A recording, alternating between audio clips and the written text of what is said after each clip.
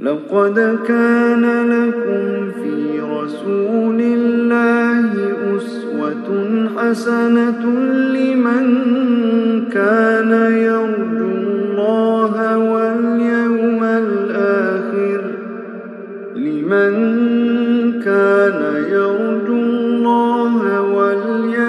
الآخر وذكر الله كثيرا.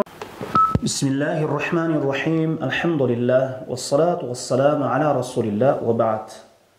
السلام عليكم ورحمة الله وبركاته. Урматтуу мусулман бир туугандар, пайгамбарыбыз Мухаммад саллаллаху алейхи вассаламдын өмүр баяны тууралуу болуп жаткан сира сабагыбызды окууну андан ары улантабыз. Аллах таала мына ушул сабактарыбызга береке берсин. Амин я раббил аламин. Биз өткөн сабакта пайгамбарыбыз саллаллаху алейхи вассалам ошол Мекке мушриктерине, Курайш уруусуна өлгөндөн кийин кайра тирилүү акыйкат экендигин Аллах таала түшүргөн аяттарга ылайык баяндап бергенден кийин Курайш уруусунун капырлары бул нерсеге таң калуу менен карап, бул нерсени жокко чыгарып туруп алышты.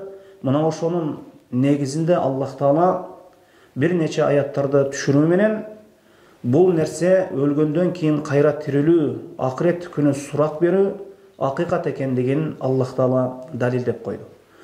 Бүгүнкү сабагыбызда ошол пайгамбарыбыз Мухаммад саллаллаху алейхи вассалам менен жана ошондой эле жалпы эле пайгамбарлар менен Аллах таала жиберген элчилер менен коомдун ортосундагы болгон эң негизги карама-каршылыктын негизги себеби ошол кан төгүүлөрдүн, талаш тартышуулардын, өз ара жанжалдардын, ошол согуштардын эң негизги себеби таухид себебинен болгон. Мына ушул пайгамбар башка пайгамбарлар сыяктуу эле пайгамбарыбыз саллаллаху алейхи вассаламдын коому менен, Курайш уруусу менен пайгамбарыбыз саллаллаху алейхи вассаламдын ортосундагы эң негизги карама-каршылык мына ушул өз ара тартышуулар таухид себебине байланыштуу болчу. Анткени Мекке мушриктери Аллах тааланы ошол бирлигин өзүнүн затында жана сыпатында жана Аллах тааланы иш аракеттеринде жалгыз деп билишет болчу. Жана Мекке мушриктери Аллах тааланы ушул асмандар менен жердин жана алардын ортосундагы нерселердин жаратуучусу деп моюндашат болчу. Аллах таала ар бир нерсенин жаратуучусу жана асмандар жана жердин бардык иштери, асмандар жана жердеги бардык нерсе Аллах таала ошол нерселерге ээлик кылып, бар нерсе Аллахтын колунда экендигине алар мына ушул нерсеге ишенишет болчу. Жана ошондой эле Аллах таала ар бир инсанга жана айвандарга жана ар бир тирүү жанзатка рызкы берген зат деп алар мына ушул нерсени моюндашат болчу. Жана ошондой эле Аллах таала асмандан ошол жердеги бардык иштерди башкаруучу, мына ушул ааламдарды башкарып туруучу жана ар бир чоң нерседен тартып кичине нерсеге чейин, кала берсе кумурскага чейин ар бир ишни ошол жөнгө салып, көзөмөлдөп, байкап туруучу, башкаруучу зат экендигин моюндашат эле. Жана алар Аллах тааланы асмандар жана жердин жана арштын Раббиси деп билишет эле. Жана ошол жылдыздарды, айды, жана тоолорду, дарактарды, айвандарды жана жиндерди, периштелерди өзүнүн ошол буйругуна моюн сундуруучу зат деп билишет болчу. Жана Аллах таала өлтүрүүчү, тирилтүүчү, жана каалагандай өкүм кылуучу, анын өкүмүн эч ким жокко чыгара албастыгын жана анын чечимин эч ким жокко чыгара албастыгын Мекке мушриктери моюндашат болчу. Мына ушунун негизинде эле алар Аллах тааланы рубубиятын кабыл алуу менен бирге Аллах тааланы жаратуучу, рызкы берүүчү, өлтүрүүчү деп моюндоо менен бирге алар Аллах таалага кээ ошол тарыхта өткөн салих инсандарды, пайгамбарларды, Аллах таала жиберген элчилерди ибадаттарында шерик кошуп сыйнашат болчу. Мекке мушриктери Аллах тааланы мындайча айтканда жогоруда айтып өткөнүбүздөй эле рубубиятта жалгыз деп билишчү. Аллах рубубиятында ошол жаратуусунда, рызкы берүүсүндө, өлтүрүүсүндө, тирилтүүсүндө, өкүм кылуусунда жалгыз деп билишет болчу. Жана ошол менен бирге мына ушул кээ бир салих инсандарга Аллах Таала мына ушул ааламда кээ бир иштердин, процесстерин башкарууда ошол мүмкүнчүлүк берген. Мына ошондуктан ошол салих инсандарды Аллах менен өзүбүздүн ортобузда ошол ортомчу коюп туруп, Аллах менен өзүбүздүн ортобузда ортомчу коюп сыйына турган болсок, мына ошолор себеп бизге Аллах Таала бала берет, жана кыйынчылыктардан бизди арылтат, муктаждыгыбызды кандырат деген мына ушундай ишеним, ширки ишенимде жашашат болчу. Аллах Таала мына ошол тандап алган пенделери бар. Мына ошолор себеп, мына ошолорду ортомчу коюу менен, мына ошолор менен Аллахка жакындоо менен биз башыбызга түшкөн мүшкүл иштерден арылабыз, муктаждыгыбызды ошол мындайча айтканда орундайбыз. Мына ошолор аркылуу биз көптөгөн жакшылыктарга жетебиз. Аллах Таала мына ошолор себеп бизди ошол Аллахтын алдында бизди шафаат кылат. Мына ошолор себеп, мына ошолор аркылуу Аллахка жакындайбыз. Жана Аллахтын алдындагы колдоочуларбыз деп ошол салих инсандарды Аллах менен өздөрүнүн ортосунда ортомчу коюп сыйынышат эле. Мына ошол себеп Аллах Таалаларды ортомчу коюп сыйынгандыктары себеп Аллах Тааланын алдында биздин колдоочуларыбыз бар. Биз булар аркылуу Аллахка жакындайбыз, Аллахтын алдында колдоо табабыз деген максат менен сыйынгандыктары себеп аларды Аллах Таала Кур'ан-ы Керимде мушрик деп атады. Жана мына ошол мушриктердин жасаган ошол иштери, ошол салих инсандарды, ошол олия инсандарды, жана пайгамбарларды Аллах менен жана өздөрүнүн ортосунда ортомчу коюу менен сыйынышат эле, жана аларга жакындоо үчүн ар кандай амалдарды, ширки амалдарды ойлоп табышат болчу. Алардын ыраазылыгына жетиш үчүн, аларга кичпейилдүүлүк менен өздөрүнүн муктаждыгын орундоо үчүн алардан жалынып, жалбарып, өздөрүнүн башына түшкөн мүшкүл иштерде аларга кайрылышат болчу. Жана алар коркуп турган иштеринде ошол алар менен коргонуу сурашчу. Мына ушундай ширки иштер менен Аллахка жакындаганга аракет жасашчу. Жана ошол салих олия инсандардын кабырларын тургузуп, жана алардын айкелдерин тургузуп, жана алардын чыныгы сүрөтүн же ошол кыялдарында болгон сүрөттөрүн чийишип, айкелдерин тургузушуп, өздөрүнө ошол бир жалган бир нерсени сыйынуучу затка айландырып алышкан болчу. Жана ошондой эле алардын кабырына барып, ошол салих инсандардын кабырына барып, мына ошолордун кабырына өздөрүнө мындайча айтканда ыйык санашып, алардын кабырын айланышып, кабырларын денелерине сүртүшүп, мына ошол жерден береке тилешет болчу, жакшылык тилешет болчу. Жамандыктан алардын кабырларына барып, жамандыктан ошол арылышат болчу.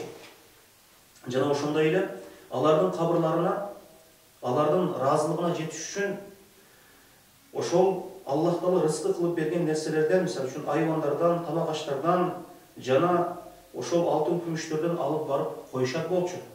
Жана ошондой эле алардын дагы бир ширки иштеринин бирөөсү, алар тамак-аштардан, алтын күмүштөрдөн жана мал мүлктөрүнөн алып, ошол салих инсандардын кабырына барып тартуулашчу. Жана же ошол салих инсандын, ошол ширк жасалып жаткан ошол салих инсандын кабырына барып, ошол жерде кабырда бир кызматчысы болчу. Ошол алып барган тамак-аштарына, ошол алтын күмүштөрүнө, баалуу нерселерине, айвандарын ошол кызматчыларга берип коюшчу. Азыркы кезде деле кээ бир жерлерде ошол адамдар топтолуп, кээ бир мазарларга барып, ошол жерде ширк жасашат. Ошол ширк жасалган орундарда, ошол мазарларда 3-4төн болуп, же 1-2ден болуп бир адамдар отуруп алган, ошол жерге барган адамдарга кызмат кылмыш болуп, ошол жерде Кур'ан окуп, же бир ширки бир дуаларды жасап, ошол жерде адамдардан акча алып отурган адамдар дагы бар. Мурда дагы мына ушундай болгон. Эми дагы бир Мекке мушриктеринин, жалпы эле ошол мушриктердин жасаган дагы бир ширки иштеринин бирөөсү, алар ошол салих олия деп эсептелген адамдарга аларды разы кылыш үчүн алар өздөрүнүн айвандарынан, төбөлөрүнөн алып барып, аларга ошол жерде аларга аташат болчу. Мисалы үчүн, ошол алып барылган айванды ошол кабырны айландырып, же ошол жерде ширкий бир ибадатын жасагандан кийин, аны коюп жибергенден кийин, ошол айванды, ошол төбөнү ыйык санашчу. Ыйык санап, аны эч ким сойбойт, аны эч ким союп жебейт, жегенге болбойт, жана аны ээн эркин коюп жиберет болушчу, жана ошол айван ээн эркин тияк бияктарда басып оттоп жүрө беришчү. Жана ошондой ошол салихиндердин кабырларына же ошол ширкий орундарга алып барып, ошол айвандарын алып барып, төбөлөрүн алып барып, ошол жерде Аллахтын ысмын атабай, Аллах Тааладан башка бут санамдарына ошол салих олиялардын кабырларына атап курбандык чалышчу. Албетте булардын бул иштери албетте ширк. Жана ошондой эле алар жыл сайын 2 жолу майрамы болчу. Ошол 2 жолку майрамында алар ошол салихиндердин кабырларына ошол жерде айланышып, ошол жерде майрам күтүшчү. 2 жыл ошол майрамы болушчу. Майрамы бар болгон алар ошол майрамында алар назир кылган, ошол атаган нерселерини ошол кабырларга алып келип, аларга арнап курбандык чалып, ошол жерде майрам кылышат эле. Дагы ошол мушриктердин жасаган ошол салих олияларга карата ширктердин дагы бирөөсү, аларды разы кылабыз деп, ошол Аллах Таала бизден разы болот. Мына ушул инсандарды өзүбүз менен Аллах ортосунда ортомчу кое турган болсок, деп мына ушундай ишеним менен, мына ушулар аркылуу биз Аллахка жакындайбыз. Мына ушулар бизди Аллахтын алдында колдоочуларбыз деп, өзүбүздүн кыйынчылыктарда башка түшкөн мүшкүлдөрдү арылууда мына ушуларды ортомчу коебуз. Жана ошондой Аллахтын алдында колдоочуларбыз деп, аларга сыйынышат болчу. Жана өздөрүнүн муктаждыктарын орундоодо дагы аларды Аллах менен өздөрүнүн ортосунда ортомчу коюп сыйынышчу. Албетте бул нерсе ширктен айырмасы жок. Аллах Таала азыркы төмөнкү келе турган аяттарда алардын бул кылган иштери ширк экендигин, өтө бир жаман иш экендигин баяндап берет. Мына ушундай коомго, мына ушундай ширкке батып калган коомго пайгамбарыбыз саллаллаху алейхи вассалам келип аларды таухид даватына, Аллахтын бирлигине чакырган кезде, алар бул нерсени Аллахтын бирлигине чакырып ширктен кайтарган кезде, мына ошол мушриктерге бул нерсе аябай эле оор батты. Алар бул нерсеге таң калышып, ошол Кабанын айланасы 360 бутка батып калган эле. Ошондо алар пайгамбарыбыз саллаллаху алейхи вассалам вa'budullah ва ла тушрику бихи шай'ан, жалгыз Аллахтын өзүнө гана сыйыныгыла, ага эч бир нерсени шерик кошпогула деген мына ушул сыяктуу аяттарды айткан кезде, о коомум, ла илаха иллаллах, Аллахтан башка сыйынууга татыктуу зат жок, Мухаммад Аллахтын элчиси деп мына ушундай ла илаха иллаллах таухид келимесине чакырган кезде, Мекке мушриктери таң калуу менен ажал ал-алихата илаха вахида инна хада ла шай'ун уджаб. Бул Мухаммад биздин көп илахтарды бир илах кылат бекен. Бул өтө таң калыштуу нерсе деп айтышкан. Алар ла илаха иллаллах сөзүнө жакшы түшүнүшкөн, жакшы билишкен. Эгер ла илаха иллаллах сөзүн кабыл ала турган болсо, алар ошол Кабан ичинде толуп калган 360 бутту таштоого туура келген. Жана алар ошол Курайш капырларынын башчылары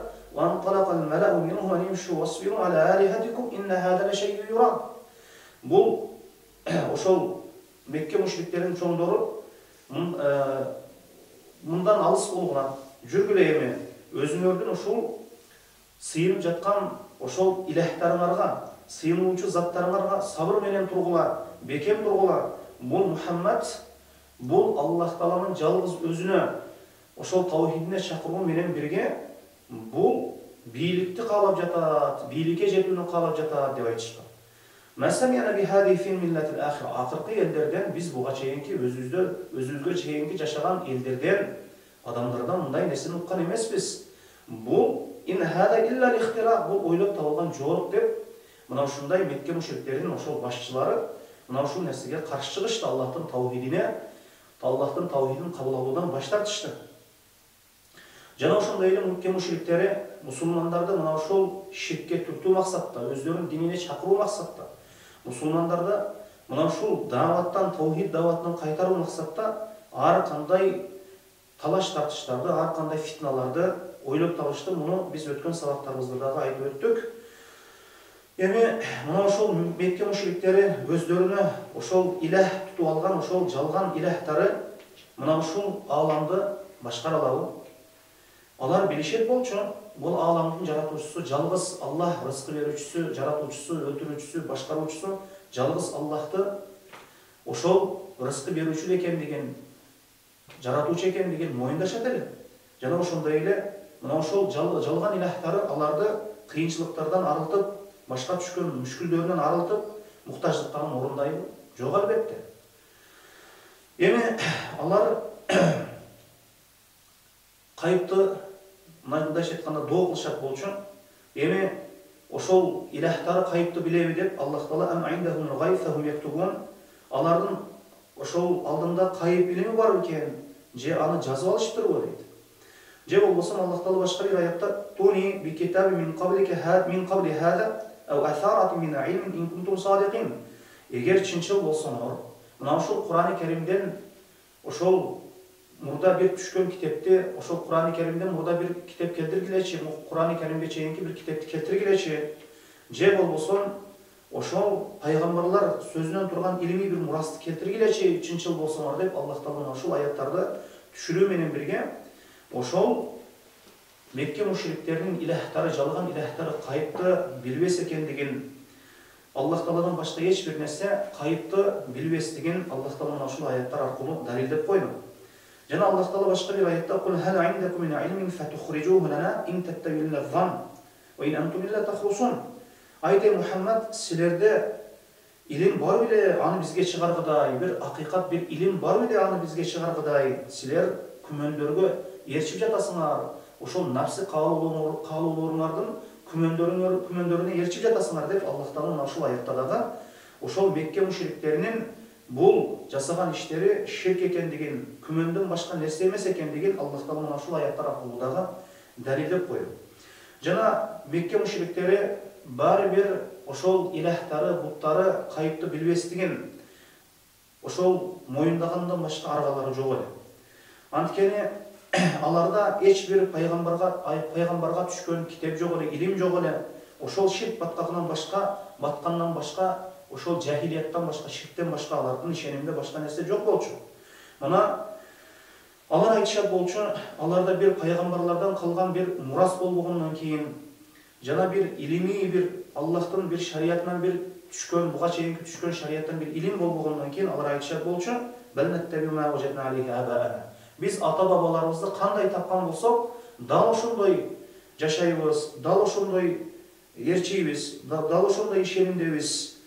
Биз ата-бабаларыбызды балки мына ушундай ишенимде тапканбыз, мына ушундай ишенимде тапкандан кийин мына ушундай жашайбыз деп айтып туруп алышты.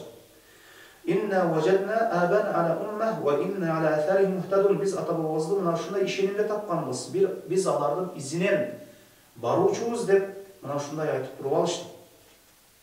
Албетте, бул нерсе алардын жахилдигинен башка нерсе эмес эле. Алардын ата-бабалары дагы мушрик болчу.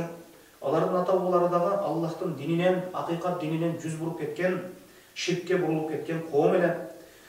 Мына Аллах Таалалардын ошол сыйынып жаткан заттарын жалган экендигин, инналлазина тад'уна мин дуниллахи ибадун амсалукум. Силер Аллах Тааладан башка дуа кылып жаткан нерселер, силер сыяктуу эле кулдар, силер сыяктуу эле ошол пенделер деп Аллах Таала ошол аларды, ошол салихиндердин, ошол салих инсандардын кабырын ошол илах тутуп алган же өздөрүнө бут санам тутуп алган адамдарды, алар да ошол бут санамдарына өздөрүнө окшогон эле бир жаратылган махлук экендигин ошол аятка көрө далилдеп койду. Жана ошол Мекке мушриктердин буттары, идолдары эч бир нерсеге кадыр эмес. Алар эч бир нерсе кадыр эмес, колунан эч бир нерсе келбей турган алсыз зат экендигин мына Аллах Таала төмөнкү аят аркылуу далилдейт. Фад'уухум фальястажибу лакум. Аларга дуа кылгылачы, дуаңарга жооп берер экен. Ин кунтум садиқин, эгер чынчыл болсоңор дейт. Ва кала таала, мына ошол Мекке мушриктеринин сыйынган идолдары, буттары ошол алсыз нерсе экендигин жана эч нерсеге эместигин Аллах Таала төмөнкү аят аркылуу далилдейт. Валлазина тад'уна мин дуниллахи ма ямликуна мин кытмир. Ошол Аллах Тааладан башкага сыйынган өздөрүнө ошол нерселерди илах тутуп алган ошол жалган илахтары чел кабыктай курманын ошол данегинин үстүндөгү чел кабыкчалык нерсеге эмес экендигин Аллах Таала мына ушул аятта далилдеди. Мына ин тад'уухум ла ясмау дуаакум, ошол идылдарыңарга сыйынсаңар, ошолорго дуа кылсаңар, ибадат кылсаңар, силердин дуаңарды укпайт. Валау самиу мастажабу лакум, эгер угушса дагы, эмне силерге жооп берише албайт. Ва яумал кыямат якфуруна биширкукум, кыямат күнү аларды Аллахка шерик кошконуңарды алар жокко чыгарышат, нааразы болушат. Ва ла юнаббиука мислу хабир, о Мухаммад саллаллаху алейхи ва саллям, сага Аллах Таала мынчалык кабар бере албайт, мынчалык Аллахчалык, мынча Аллах сыяктуу кабарды эч ким мынчалык кабар бере албайт дейт. Аллах Таала пайгамбарына ошол Мекке мушриктеринин идолдары, ошол Аллах Тааладан башканы тутунуп алган жалган сыйынуучу заттары жалган экендигини мына Аллах Таала аларга пайгамбарына кабар берип, алардын ширкини жалгандыгын далилдеп койду. Жана ошондой эле Аллах Таала башка бир аятта валлазина яд'уна мин дуниллахи ла яхлуқуна шай'ан ва хум юхлaqun амватун гайру ахья ва ма яш'уруна айяна юб'афун. Аллах Тааладан башкага дуа кылгандар, ошол дуа кылгандардын илахтары, жалган илахтар, ошол илахтары, идолдары, буттары, алар эч бир нерсени жарата албайт, алар өздөрү жаратылган. Алар тирүү болгон өлүктөр дейт. Алар мушриктердин качан тирүүлүүсүн дагы билбейт дейт. Жана ошондой Аллах Таала башка аятта аюшрикуна ма ла яхлуqu шай'ан ва хум юхлaqun. Мына Аллах Таалага эч бир нерсени жаратпаган, өздөрү жаралган нерселерди шерик келтиресиңерби дейт. Аллах Таала бул орунда таухид рубубияны таухид улухияга карата далил кылып келтирип жатат. Мындайча айтканда Мекке мушриктери Аллахты жаратуучу, рызкы берүүчү, өлтүрүүчү, башкаруучу деп ишенишет болчу. Бул алар Аллах Тааладан башка эч бир нерсени жарата албастыгын алар моюндашат болчу. Муну менен бирге Аллах Таала алар эч бир нерсени жарата албайт, алар өздөрү жаралган деп ошол айтуу менен ошол таухид рубубияны аларга ошол далилдөө менен алар моюндаган нерсени далилдөө менен алар моюндаган нерсени моюндап турган таухид рубубияны моюндабаган ошол ибадатта жалгыз Аллахтын өзүнө сыйынууну жокко чыгарып турган таухид улухияга мушриктерге каршы далил катары келтирди.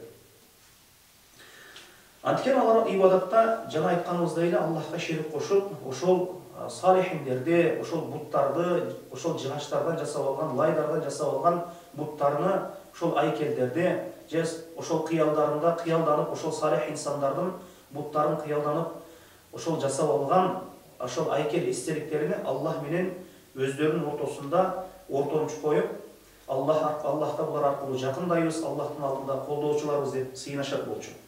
Жана ошол Мекке мушриктери мына Аллах Тааланы жаратуучу экендигине, рызкы берүүчү экендигине, бул аламдын жаратуучусу бир гана Аллах экендигин моюндашат болчу.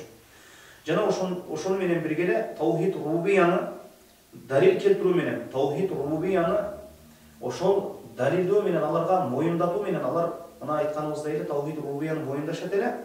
Анан таухид рубубияны моюндап турасыңар, Аллахтын жаратуучу, рызкы берүүчү, өлтүрүүчү экендигин моюндап турасыңар, эми ибадатта келип мына ушул алсын нерселерди шерик келтиресиңерби деген аяттар түштү. Афама яхлуqu кама ла яхлуq афала тазаккарун. Жараткан Аллах менен, жаратуучу Аллах менен жаратпаган нерсе, жаратпаган бир махлук Аллахка теңби дейт Аллах Таала. Мына ушундай суроолор менен бирге Аллах Таала мына ушундай суроо иретиндеги аяттарды түшүрүү менен бирге мушриктердин бул ибадаттары жалган экендигини, бул ошол ата бабабыздын динине ээрчип биз ошол алар менен бирге болобуз, алардын жолунан жүрөбүз, изинен жүрөбүз деген мушриктерди ыңгайсыз абалга коюп койду. Анан мындай ыңгайсыз абалга койгондон кийин Мекке мушриктери кийинки этаптарга өтүп, биздин ата бабаларыбыз эң адамдардын акылдуулары болгон, адамдардын баарысы, ошол арабтардын баарысы биздин ата бабаларды жакшы билишет болчу, аларды жакшы таанышат болчу, аларды ээрчишет болчу деп ата бабаларынын жолуну мындайча айтканда өтө бир акылдуу бир сүрөттө көрсөтө башташты. Анан кантип эле ата бабалар акылдуу болсун, Аллахка шерик кошушкан болсо, пайгамбарыбыз саллаллаху алейхи ва салламдын ата бабалары деле баарысы мушрик болгон, мына ушул мушриктик дининде болгон.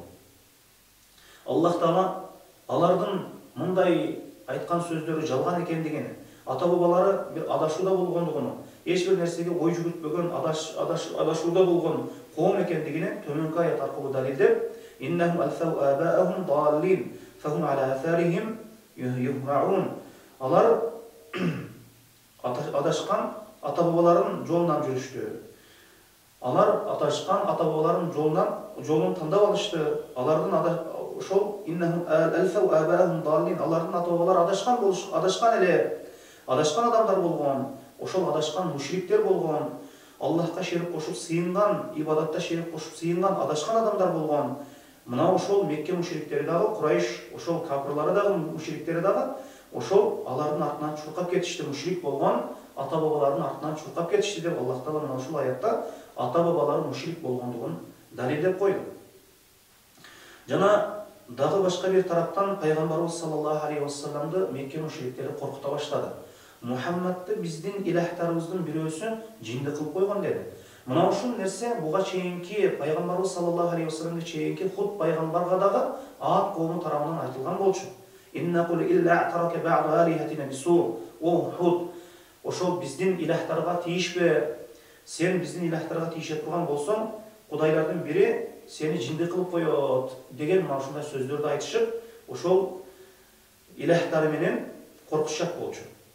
Мына ошол коркутушат болчу. Пайгамбарыбыз саллаллаху алейхи вассаламды дагы ошол Мухаммад бул даватыңды токтот.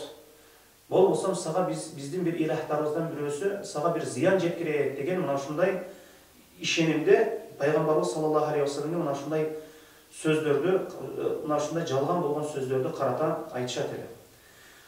Жана ошол Мекке мушриктеринин идолдары дагы, ошол буттары дагы эч бир пайда зыянга ээ эмес экендигини, пайда зыяндын жаратуучусу Аллах экендигини, бирөөгө пайда, бирөөгө зыян Аллах кааласа болору мына ушул аяттарда, мындан башка аяттарда дагы далилденген. Жана ошондой эле Аллах Таала мына ошол Мекке мушриктеринин буттары эч бирөөгө зыян, пайда бере албастыгын, жана ордунан бир кыймылдай албаган бир нерсе экендигин далилдөө менен бирге, мына Аллах Таала аларды мына ушундай түрдө баяндап берди. Алахум аржулу ямшуна биха, алардын буттарын, ошол идолдарынын, ошол жыгачтан, лайдан жасап алган буттарынын ошол баса турган буту бар экен. Амлахум айди ябтушуна биха, кармай турган колу бар экен. Амлахум а'ину юбсируна биха, жана көрө турган көздөрү бар экен. Амлахум адану ясмауна биха, жана уга турган кулактары бар экен.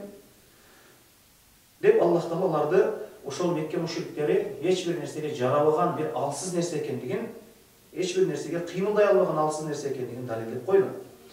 Жана ошондой эле Аллах Таала аларга ачык болгон, өтө бир түшүнүктүү болгон, бир тунук болгон бир мисалдарды келтирди.